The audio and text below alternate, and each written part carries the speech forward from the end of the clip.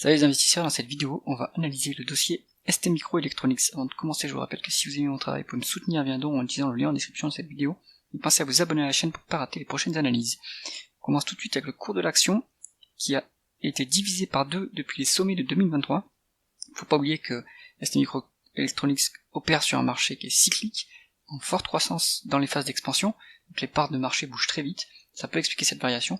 Et STMicroelectronics est également très présent sur le secteur de l'automobile, donc qui lui aussi est cyclique, ça impacte son chiffre d'affaires. On va regarder ça tout de suite. Bon, on voit qu'en médiane, on a une croissance de 7%, ce qui est quand même pas mal, hein, sur un secteur quand même assez porteur. On voit que la croissance, après 2 années de forte croissance en 2021-2022, il y a eu évidemment une pénurie de semi-conducteurs, et surtout dans le secteur de l'automobile. L'activité se normalise, on est à 7% sur 2023. On voit que l'entreprise fait également des acquisitions pour consolider ses parts de marché.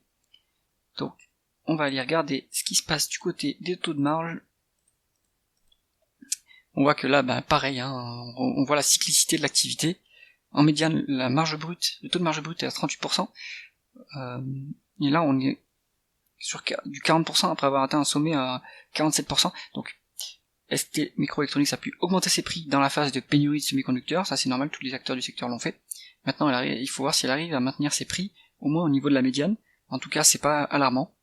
On voit que pareil, donc ça a drivé le taux de marge d'EBITDA de façon assez équivalente, donc il y a une bonne efficience opérationnelle. En médiane on est autour des 21%, donc finalement les opérations sont très bien gérées. Et le taux de marge net, après avoir atteint un sommet de 27%, ce qui est assez exceptionnel en 2023, il se normalise à 14,5% et il replonge vers les 11%, qui est un taux de marge net, on va dire, convenable pour ce type d'activité. On est assez loin du seuil de rentabilité, donc a priori il n'y a pas trop de soucis à se faire sur la profitabilité de l'entreprise. On va regarder s'il arrive à convertir ses bénéfices nets en free cash flow. Alors, en cumulé, on voit que les free cash flow sont bien inférieurs aux bénéfices nets, donc ça c'est pas bon. Déjà, d'une part, pour évaluer l'entreprise, il vaut mieux utiliser les free cash flow si elle n'est pas endettée. D'autre part, il faut essayer de comprendre d'où vient la différence. Est-ce que les cash flows opérationnels sont élevés? Oui, ils sont à 100 millions. Est-ce que les dépenses en capital sont très élevées? Oui, elles sont à 70 millions en cumulé. Donc il y a encore une différence, il faut trouver la différence. Mais là, ça veut dire que l'entreprise a peut-être un problème de BFR. Elle n'arrive pas à générer assez de cash flow opérationnel au regard de ses dépenses en capital. Donc ça, c'est un point à surveiller. Si vous voulez plus de détails, après vous pouvez aller regarder dans le tableau de flux de trésorerie de l'entreprise, voir où est-ce que la différence se passe. On va regarder maintenant si l'entreprise est rentable. On a quand même en médiane une rentabilité opérationnelle de 12%. Là, on est passé un peu en dessous à 11%. Bon, ça reste correct comme niveau de rentabilité. Maintenant, c'est un marché en forte croissance. L'entreprise, j'imagine qu'elle a réinvesti un maximum de ses bénéfices opérationnels. Théoriquement, elle pourrait croître à 10%. Bon, là c'est convenable, mais maintenant si ça revient au niveau du début de la décennie à 2%, il faudra s'inquiéter.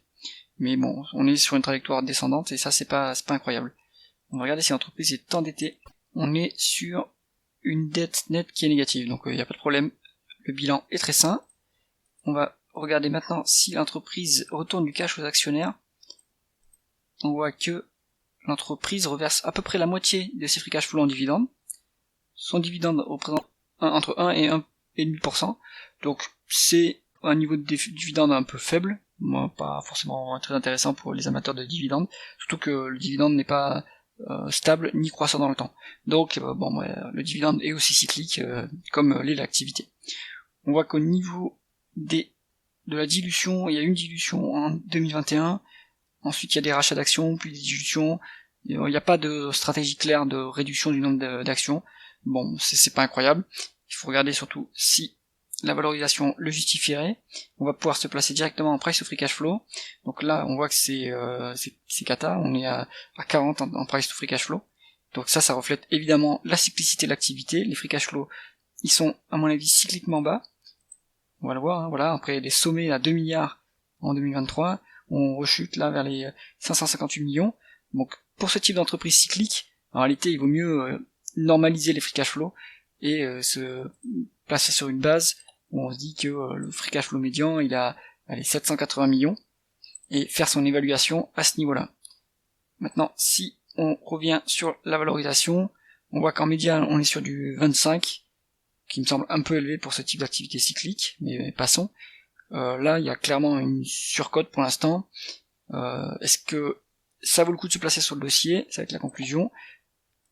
Pour moi, ça vaut pas le coup de se placer sur le dossier. Il faut attendre que les free cash flow reviennent. Les dividendes ne sont pas assez élevés pour intéresser un investisseur dans les dividendes. Et on n'est peut-être pas en bas de cycle. Donc, si on veut creuser le dossier et on veut un peu se baser sur la croissance de l'activité pour ouvrir une position, il faut aller lire les rapports financiers, les perspectives du management et les perspectives globales du secteur automobile et des semi-conducteurs.